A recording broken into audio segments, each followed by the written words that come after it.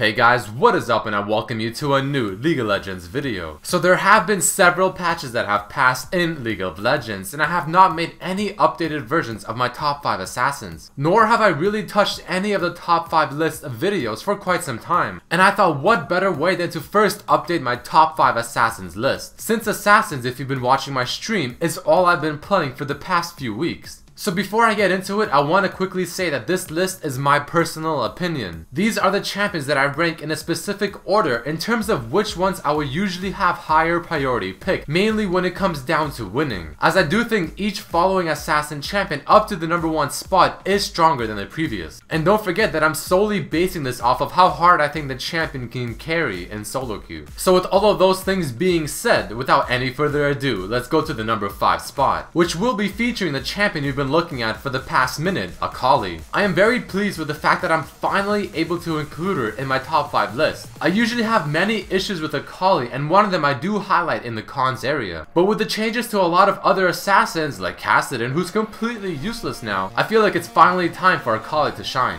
So the pros of Akali is the fact that she has great damage, and thanks to her passive, she has also sweet spellban. Another great thing about Akali is, like a true assassin, she's able to stick on her target, which usually is going to be a squishy like the AP mid laner or the ADC or marksman, and burst them down without them having much opportunity or chance to escape. So in terms of being able to assassinate your target, her ultimate is amazing. Then you have her W, the invisibility, which I think helps a lot, especially during the laning phase when a jungler comes in for the gank. Most people in solo queue will be too greedy to afford a pink ward to gank you, nor will anyone have the upgraded Oracle lens. So the W is extremely useful whenever a jungler is coming in for the gank. And it's also great for the mid to late game during teamfights. You can simply go in, do your damage really quickly, and then pop the W. But there is naturally a huge drawback to this ability, which I will cover later. A cool thing about her W now, however, is the fact that it does reveal the Fog of War wherever you place it down. This has been something added to Akali about a few patches ago, and it was a very important addition because this opens up a lot of potential for her to juke.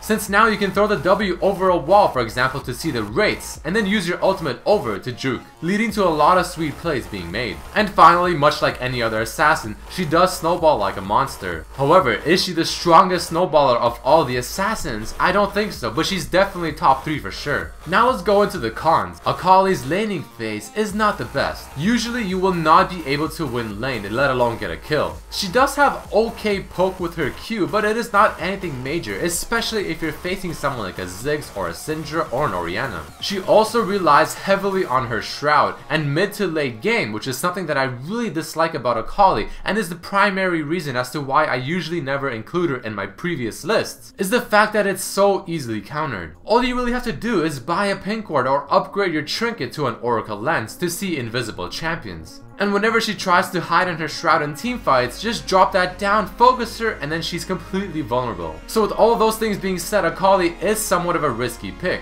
But then again, since when are assassins not? So I put Akali as the number 5 spot because I do think she's very strong, but I don't think she's extremely strong, and I think she's somewhat easily countered, especially for how weak her pre-6 laning phase can be.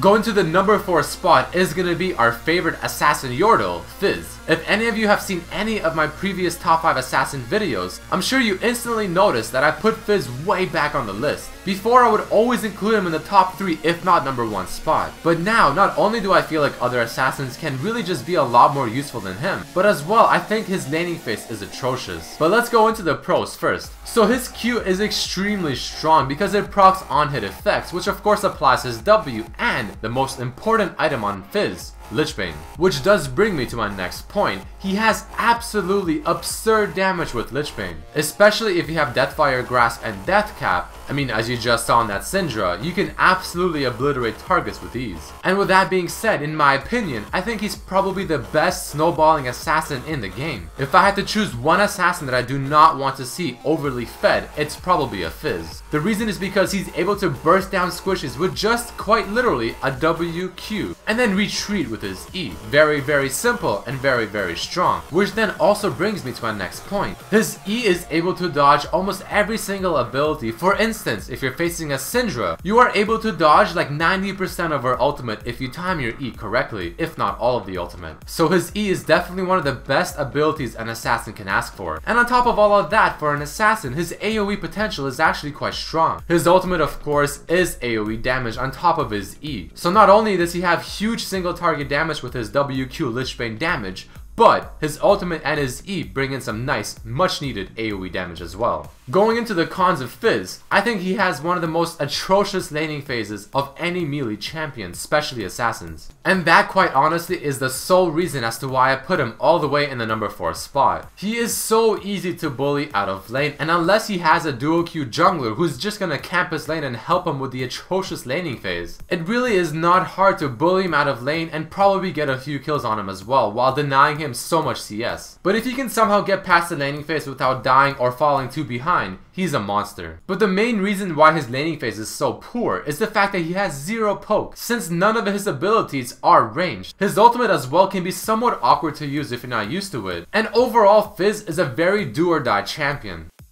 Going to the number 3 spot is going to be my personal favorite champion in the game, Zed. This champion, as I'm sure most of you know, is my main one, and I'm very proud of that. And I'm even more proud and happy to say that he finally got some much needed buffs. As of patch 4.14, they changed his ultimate to go behind his target, which I will actually make a video talking about those changes specifically very soon, because I really do think for many reasons it's quite a big buff. So that is one of the main reasons as to why I'm finally able to move Zed up in my list by a bit. On top of this, I also think Zed's laning phase is quite strong, especially when comparing to other assassins, since his poke with his W Shadow is very strong, while also being able to make sweet outplays pre-6, which somewhat brings me into my next point. Zed is known for his outplay potential, so not only is he probably one of the most stylish looking assassins, but he's also one of the most fun to play, and if played correctly, he can make some of the best outplays in the game, something a lot of champions in this game are simply unable to do. His single target burst damage is also extremely high, all thanks to his ultimate, Deathmark.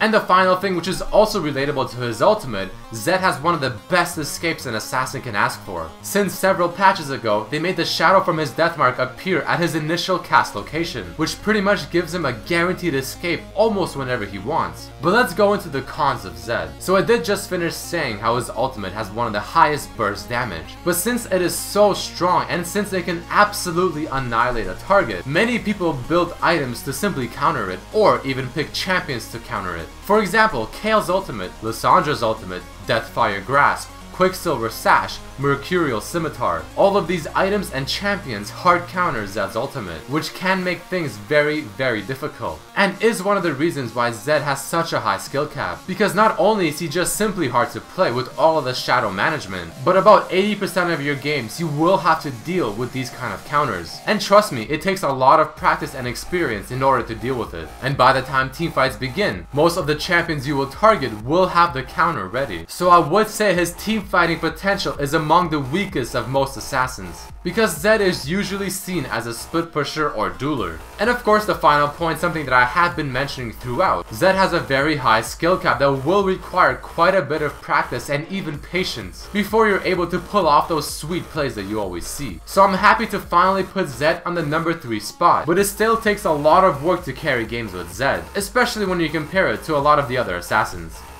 Going to the number 2 spot is gonna be Yasuo, probably one of the most infamous champions in the game. So Yasuo I think has one of the best kits of an assassin or fighter. It just works so well together. He also has huge mobility with his Z, which is very important for you to be able to abuse, especially during the laning phase. And it can make it very hard for your enemy team to try and catch you. Speaking of the laning phase, I think he's probably one of the best assassins when it comes to the laning phase, because he has a lot of damage and his kit is just simply made to win lane, or to at least play it very well. And in solo queue, the laning phase is very important, because most of the times it will determine the outcome of the rest of the game. His ultimate is also one of the best an assassin can ask for, as it's completely game changing, especially when you get 3 or more people in it. Overall, I just think Yasuo is a solid champion. He has a great kit, great CC for an assassin, good mobility, good damage, and even has a passive that gives him some much needed tankiness. But the cons of him is the fact that he's really difficult to play at the higher level, and I don't care what anyone else says. And also, he just keeps getting nerfed over and over again, so I really hope it doesn't happen again.